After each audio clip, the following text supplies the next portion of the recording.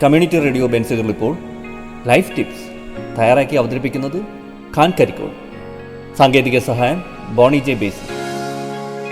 Life ടിപ്സിലേക്ക് ഏവർക്കും സ്വാഗതം. ഞാൻ ഖാൻ കരിക്കോൾ. പരീക്ഷാ കാലയളവിൽ ഒഴിവാക്കേണ്ട ചില കാര്യങ്ങളെക്കുറിച്ചാണ് ഇന്ന് സംസാരിക്കുന്നത്. പരീക്ഷ അടുത്തെത്തി.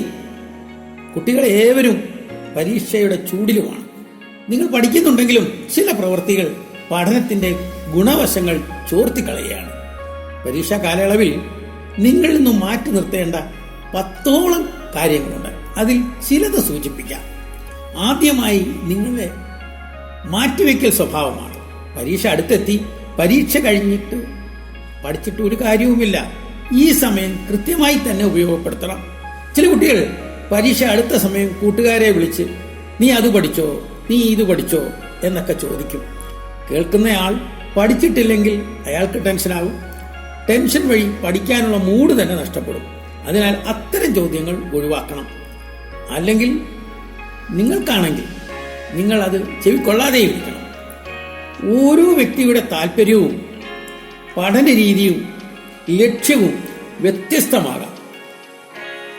അത് വെച്ച് മറ്റുള്ളവരെ താരതമ്യം ചെയ്യുകയോ ചെയ്യരുത്. തുടർച്ചയായി ഉള്ള പഠനം വേണ്ട.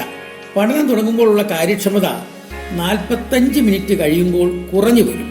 അതിനാൽ 1 മണിക്കൂർ കഴിയുന്നതിന് മുമ്പ് 5 മിനിറ്റ് വിശ്രമിക്കണം. ഊർജ്ജസ്വലമായ ശരീരത്തിലെ തലച്ചോർ കാര്യക്ഷമമാവും എന്ന കാര്യം മറക്കരുത്. 10ാം ക്ലാസ് പരീക്ഷയ്ക്ക് 95% വിജയം ഉണ്ടാകുന്നുണ്ട്. അതിനാൽ കഷ്ടപ്പെട്ട് പഠിക്കേണ്ടതില്ല എന്നൊക്കെ ചിലർക്ക് തോന്നാം. വെറുതെ പരീക്ഷ പാസ്സായിട്ട് കാര്യമുണ്ടോ? പരമാവധി മാർക്ക് തന്നെ ലഭിക്കണം. അതിനല്ലേ ശ്രമിക്കേണ്ടത്. വെറുതെ വായിച്ചാൽ പോരാ, മനസ്സിൽ ഉൾക്കൊള്ളാൻ വേണ്ടി ആകണം. വീട്ടിൽ വരുന്ന ബന്ധുക്കളോടും ദുബായിലുള്ള അമ്മാവനോടുമെല്ലാം നല്ല റിസൾട്ട് കിട്ടാൻ വേണ്ടി പ്രാർത്ഥിക്കാൻ പറയുന്ന കുട്ടികളും അമ്മമാരും ഒക്കെ ഉണ്ട്. അവരോട് പ്രാർത്ഥിക്കാൻ പറയണോ? നിങ്ങൾക്ക് വേണ്ടി നിങ്ങളല്ലേ പ്രാർത്ഥിക്കേണ്ടത്.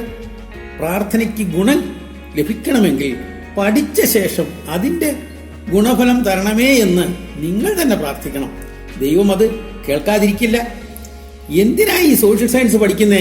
തീയതിയും യുദ്ധങ്ങളുടെ പേരും ഒക്കെ പഠിക്കാൻ എനിക്ക് വയ്യ. ഈ തൊല്ലെ എന്നെ കൊണ്ട് പറ്റില്ല. ഞാൻ സയൻസ് ആണ് +1 എടുക്കാൻ പോകുന്നത്.